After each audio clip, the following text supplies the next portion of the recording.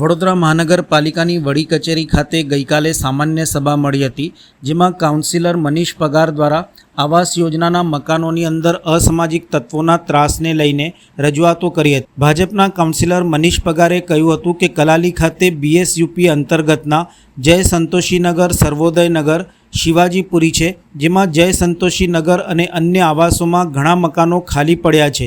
અહીં અસામાજિક તત્વોએ અડ્ડો જમાવીને મકાનો ભાડે આપે છે। આવા મકાનોની ચકાસણી કરી કોનું મકાન છે, ત્યાં કોણ રહે છે, કોના નામે એલોટ થયું છે, કોણ ભાડું ઉઘરાવે છે તેની તપાસ કરવાની માંગણી કરી હતી। ભાડું ઉઘરાવે છે તેમાં એક બે નહીં 50-100 મકાનોનું ભાડું ઉઘરાવાય છે, જ્યારે 24 કલાક આ સ્થળો ઉપર જુગાર રમાતો હોય છે। બીએસયુપી આવાસ યોજનામાં કોઈ અધિકારીઓ ધ્યાન આપતા નથી। સમગ્ર મામલે તેઓએ ડેપ્યુટી મેયર ચિરાગ બારોટ અને મ્યુનિસિપલ કમિશનરનું ધ્યાન દોર્યું હતું કે આવા અસામાજિક તત્વોને ભાડા ઉપર આપેલા મકાનોની તપાસ કરી યોગ્ય કાર્યવાહી કરવામાં આવે। તો મારા વોર્ડમાં ઓલરેડી આવાસ યોજનાઓ ખૂબ છે। આપ જાણો છો રામપુરા અકોટામાં છે, કલાલીમાં આટલી મોટી આવાસ યોજના છે, જ્યાં ઓલરેડી ઘણી વર્ષો જૂની શિવાજીપુરી, સર્વોદય નગર, સંતોષી નગર આ 3 મોટી આવાસ યોજનાઓ આવેલી છે, જેમાં 600, 700 મકાન છે એક આવાસ યોજનામાં। બીજા નવા અત્યારે કેટલાક ગુલાબી મકાનોમાં રહેવા આવી ગયા છે, બીજા 1000 થી 1200 મકાન બની રહ્યા છે। આટલી મોટી આવાસ યોજના હોય ત્યાં આગાડી કેટલાક ભાઈઓ, ત્યાંના મિત્રો મારી પાસે આવ્યા, કાર્યકર્તાઓ આવ્યા, એમને એવી રજૂઆત કરી કે કેટલાક ગેરકાયદેસર મકાનો ભાડે આપ્યા છે। ત્યાં કોઈક એવી ટોળકી હશે કે જે આ બધા કામ કરે છે।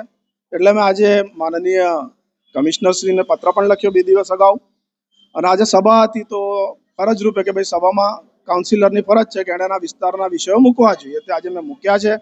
એમણે કહ્યું છે એક બિલ્ડિંગ જે છે એ એવું છે કે 1 માળ સુધી જ બનેલું છે, આગળ કશું એનું થયું જ નથી। તો એ વિષયો છે કે ત્યાં જે પણ નવરા લોકો બેઠા હોય આખો દિવસ પત્તા રમે, સાંજ પડે બીજા બધા ધંધા થાય, તો એ રોકવા જોઈએ। કેમ કે ત્યાં આટલી મોટી વસાહત હોય, મા બેન દીકરીઓ રહેતી હોય, બધાના સુરક્ષાનો સવાલ હોય, એટલે મેં આજે સભાના માધ્યમથી કમિશનરશ્રીને જાણ કરી છે, અને કમિશનરશ્રીએ કહ્યું છે કે હા અમે ચોક્કસ આમાં કંઈક પગલાં લઈશું।